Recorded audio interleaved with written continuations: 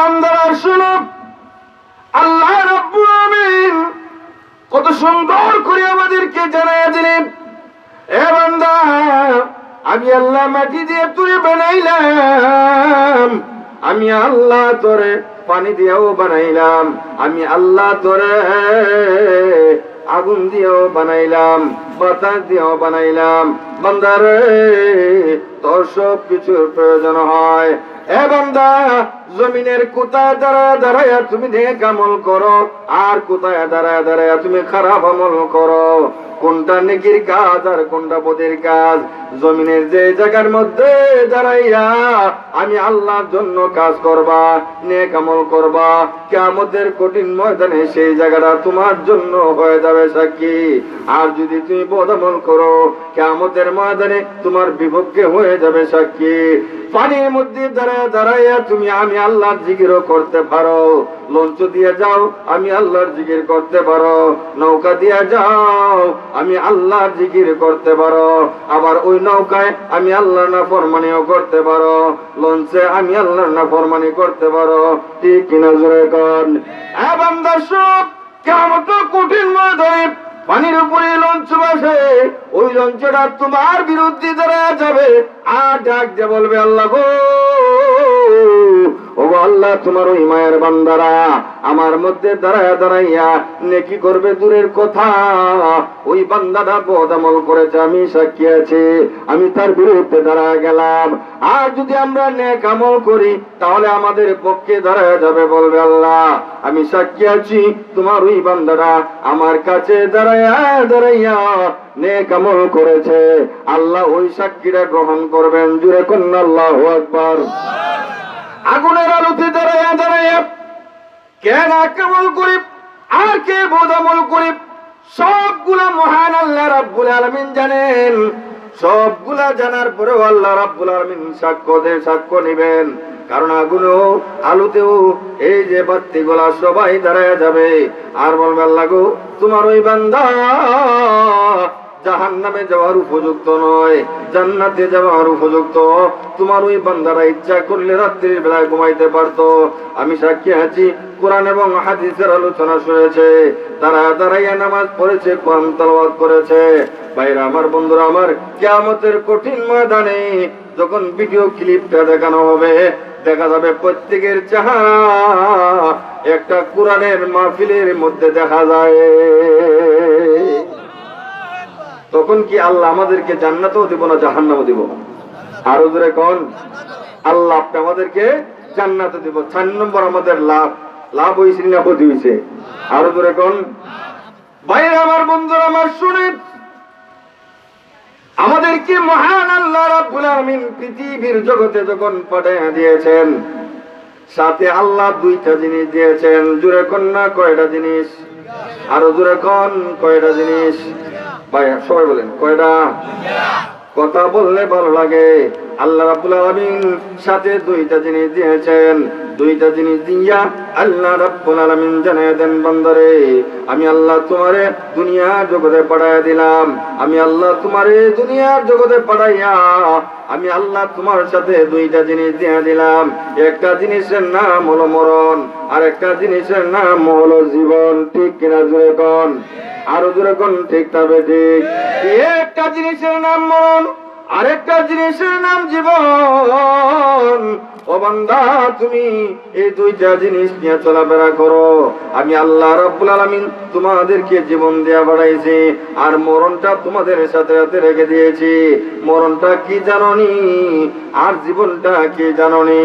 বান্দারে জীবনটা তুমি তো একটা হাওলাত নিয়ে আসছো, এই হাওলাত যার কাছ থেকে নিয়ে আসছো জীবনটা, ওই হাওলাত ওয়ালা যখন মালিক যখন দাঁড়া যাবে, আমার ওই হাওলাত করা জীবনটা তুমি দিয়া দাও, তখন দিয়া দিতে হবে। ঠিক কিনা জোরে কোন? পাওনাদারের কাছে পাওনাদার যখন যায় তখন পাওনাটা দিতে যেভাবে হয়, আর কোনে কাছে দিতে টাল্লি বাল্টি করে, কিন্তু এই পাওনাদারের কাছে টাল্লি বাল্টি করা যাবে না। কেন করা যাবে না? আমাদের জীবন নিয়ে চলাফেরা করি, ওইটা কোথায় থেকে নিয়ে আসছি জীবনটা? আল্লাহ রাব্বুল আলামিন ডাক দিয়ে বলেন, মরণ নামক বস্তু তাইকা তোমরা জীবন নামক বস্তু হাওলাত করে নিয়ে এসেছো। মরণ থেকে জীবনটা তোমরা খরচ জানিছ, কিনিছ, খরচ কিনিছ। বান্দা শুনো, এই খরচ করা জীবনটা মরণ যখন ধরা যাবে, একটা নির্ধারিত সময় আছে, টাইম আছে, ওই টাইমের সময় দাঁড়ায় যাবে আর বলবে জীবন রে আয় আমার কাছে চলে আয়, কারণ আর ধরে রাখা যাবে না। আমি যতদিনের জন্য হাওলাত দিয়েছিলাম ততদিন, তবে একটা সাক্ষী রাখবে, তার মাধ্যমে পৌঁছে দেওয়া হবে। আল্লাহ রাব্বুল আলামিন ডাক দিয়া বলেন, আমি ওই সাক্ষীটার নাম রেখে দিয়েছি মালাকুল মউত। জোরে কোন আল্লাহু আকবার। মালাকুল মউত ওই বান্দার কাছ থেকে জীবনটা নিয়ে মরণের কাছে সুবর্দ করে দিবে। ভাইরা আমার, বন্ধুরা আমার, তখন আমরা আর নড়াচড়া করতে পারবো না, ডেড বডি হয়ে যায়। আমরা কত আশা করি, ভরসা করি, কত জায়গায় যাই, কত টাকা পয়সা খরচ করি, কত টাকা পয়সা রোজগার করি, বিদেশেও যাই, কফিলের টাকা মাইরা বাংলাদেশে নিয়ে আই, আসিনির লোক। আরো জোরে কোন। আমরা বিদেশে যাওয়ার পরিবারে ঘর সব যখন এইভাবে করি, এইভাবে করার পরেও কোন বান্দা দেখা যায় ছুটি নিয়ে বাড়িতে আসবে, আমার চোখের সামনে এই কয়েক 2-3 মাসের ভিতরে আমার চোখের সামনে 2টা ব্যক্তি দুনিয়া থেকে চলে গেছে। এক নম্বর হলো সৌদি আরব, সে অনেক দিন ছিল বাড়িতে, দেখা যায় আসার আগে বাড়িতে টাকা পাঠাইছে, 2 তলা একটা ঘর করছে সুন্দর কইরা। কয়তলা? রাস্তার পাশে 2 তলা সুন্দর করে একটা ঘর বানাইলো। সন্তান আছে, স্ত্রী আছে, মা আছে, ভাই আছে, সবাই আছে। একদিন বাড়িতে আসবে, বাড়িতে আসার সময় সবাই সিলেট এয়ারপোর্টে যায় আসার জন্য, নিয়ে আসার জন্য। বাইরে আমার, বন্ধুরা আমার, সৌদি আরব এয়ারলাইন্স থেকে যখন বিমানটা ছেড়ে দিয়েছে, মধ্যপথে আসার পরে ওই লোকটা হার্ট অ্যাটাক করেছে বিমানে। কি করেছে? আরো জোরে কোন। হার্ট অ্যাটাক করার পরে তারই সেখানে যা করার করেছে, সিলেট এয়ারপোর্টে নামার পরে এমনি বিমানবালারা ডাক দিয়ে বলে, অমুক ব্যক্তির আত্মীয় কে আছো রে, তোমরা তাকে নেওয়ার জন্য কে আসছো?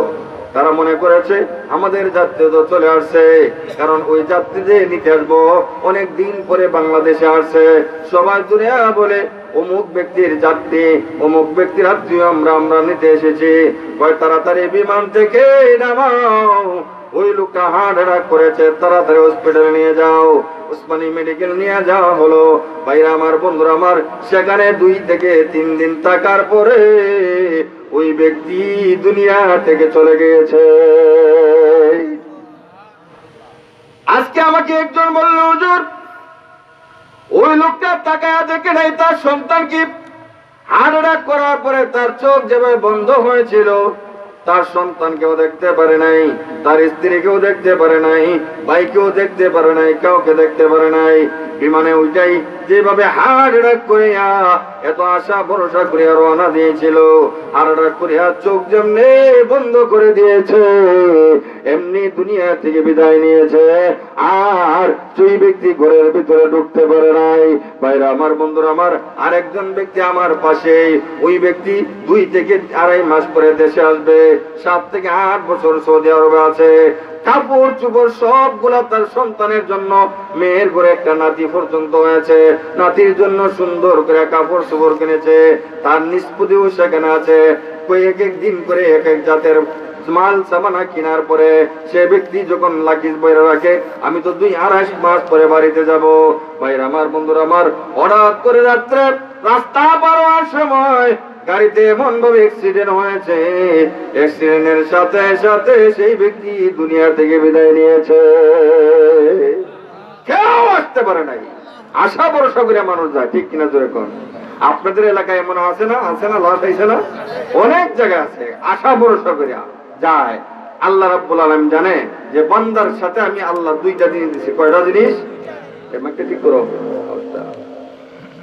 আল্লাহ বান্দার সাথে 2টা জিনিস দিছে। একটা জিনিসের নাম জীবন, যেটা নিয়ে আমরা চলি, আর একটা জিনিসের নাম মরণ, যেটা নিয়ে আমরাও এটা আমাদের পিছনে পিছনে ঘুরে। আল্লাহ বলে, দেখো জীবন দিয়া দুনিয়াতে বাড়াইছি, মরণ দিয়া দুনিয়া থেকে আনবো, ঠিক কিনা জোরে কোন। জীবন দিয়া কি করছে আল্লাহ? ফাড়াইছে। আমরা দেখবেন বাচ্চারা যখন জন্মগ্রহণ করে তখন যদি না চিল্লি দে, না কাঁদে, তাহলে এরা মানুষ দাদা দাদি মা বাবা সবাই পেরেশান, কি হয়েছে? আর যখন একটা চিল্লানি দেয়, বলে না সে জিন্দা আছে, সবাই খুশি। আল্লাহ জীবন দিয়ে হারাইছে, ঠিক কিনা জোরে কোন? জীবনটা দিয়ে আল্লাহ হারাইছে। আর 2 নম্বর হলো আল্লাহ রাব্বুল আলামিন বলে, জীবন দিয়ে চিল্লাইয়া দুনিয়াতে হারাইলাম, আর মরণ দিয়ে নিশ্চুপ ভাবে চুপ ভাবে শান্ত শিষ্ট ভাবে আমি আল্লাহ আনবো, ঠিক কিনা জোরে কোন? হারাইছে কি দিয়া? জীবন দিয়া। আর নিব মরণ দিয়া। আসছি চিৎকার করে, আর যাইতে হবে।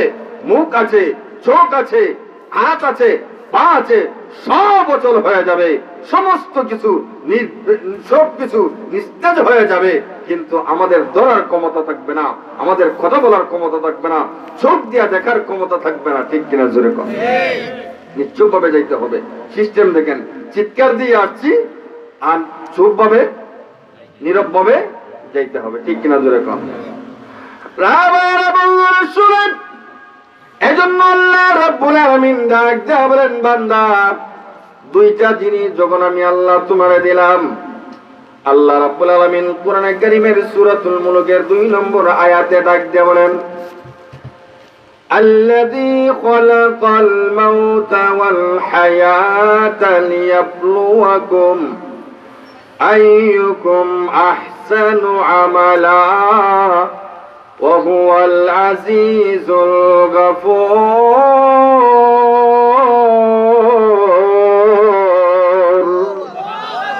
আল্লাহ এই জায়গার মধ্যে মরণের কথা আগে আনছে, জীবনের কথাটা আল্লাহ পরে আনছে। মুফাসসিরিন কিরাম উল্লেখ করে দিয়া বলেন, আল্লাহ কেন আগে জীবনের কথা আনলো না? অথচ দুনিয়াতে পাঠানোর সময় আল্লাহ তো আমাদেরকে জীবন দিয়া পাঠাইছে, মরণ দিয়া পরে নিয়েছে। কেন আল্লাহ মরণের কথা আগে বলেছে? 1 নম্বর কারণ উল্লেখ করে দিয়া বলেন, কেন আল্লাহ মরণের কথা বলেছেন? বান্দা যখন জীবন নিয়ে পৃথিবীতে আসবে, পৃথিবীতে আসার পরে বান্দা মরণের কথা ভুলে যাবে, ঠিক কিনা জোরে কম? ভাই মরণের কথা না বললে বাইরে টোকাইয়া খায়নি, চাচারে টোকাইয়া খায়নি, ক্ষেত্রে আইল খাইতো যায় 4 আঙ্গুল বেশি কাটিলায়, ঠিক কিনা জোরে কম? আছে নিরম সিম দিতে যায় তাহলে আদব বেশি দেখা আছে না? এরম চুরির যায়, ডাকাতির যায়, সুদ খায়, ঘুষ খায়। মরণের কথা যদি খেয়াল থাকতো তাহলে বলেন তো দেখি, ওই এই ব্যক্তিটা এমন করার কথা নেই। আল্লাহ রাব্বুল আলামিন কেন আগে মরণের কথাটা বললেন? মুফাসসিরিন কেরাম উল্লেখ করে দিয়া বলেন, কারণ আল্লাহ জানেন বান্দারা পৃথিবীতে যাওয়ার পরে মরণটাকে ভুলে যাইব। এজন্য আল্লাহ তাদেরকে স্মরণ করায় দেওয়ার জন্য বলতেছে, বান্দা তোর পিছনে মরণ আছে, ঠিক কিনা জোরে কোন? আরো জোরে কোন? প্রথম অবস্থা আমরা মৃত্যুই ছিলাম, কি ছিলাম? আরো জোরে কোন? প্রথম মৃত্যুই ছিলাম। কাইফা তাকফুরুনা বিল্লাহ।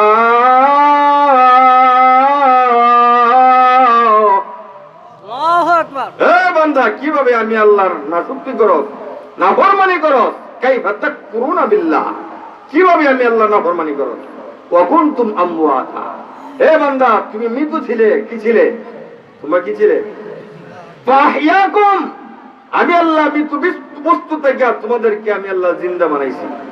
সুম্মা ইউমিতুকুম, মনে করিস না আমি আল্লাহ তোরে জিন্দা বানানোর পরে আর মরণ দিব না, এটা মনে করিস না। সুম্মা ইউমিতুকুম, আমি আল্লাহ আবার তোমাদেরকে মরণ দিব। সুম্মা ইউহয়িকুম, আবার আমি আল্লাহ জিন্দা করব, ঠিক কিনা জোরে কোন? সুম্মা ইলাইহি তুরজাউন।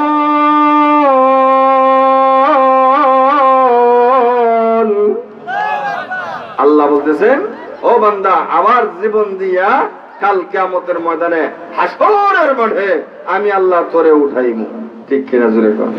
মনে করিস না জিন্দা করার পরে আর মরতে না, আর মরণের পরে মনে করিস না জিন্দা হইতে না, সব হইবে, ঠিক কিনা জোরে কোন? ভাইরা আমার, বন্ধুরা আমার, একটু কান পেতে শোনান। আল্লাহ রাব্বুল আলামিন আমাদেরকে মরণ সাথে দিয়েছেন, জীবনটা তো আমাদেরকে আগে দিয়ে দিয়েছেন। একটু তাকায় দেখুন গভীর মনোযোগ সহকারে। চোখটাকে বন্ধ করে তাকায় দেখেন, আজকে আমি আছি, আমার বাবা আছে, ভাই আছে, আমার সন্তান আছে, আমার দাদা আছে, আত্মীয় স্বজন সবাই আছে।